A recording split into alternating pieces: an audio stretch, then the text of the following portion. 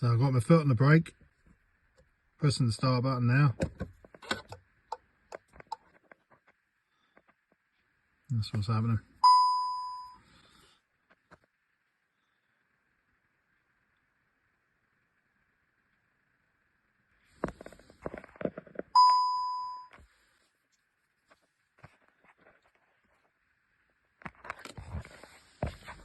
I'll turn it off again.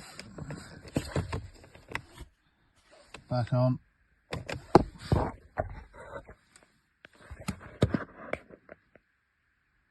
Same things again. This is how you fix this Skoda kodiaq issue. And this is what fixed the problem. The 645 relays. So one there, one there. I believe it's this one here, but I replaced both.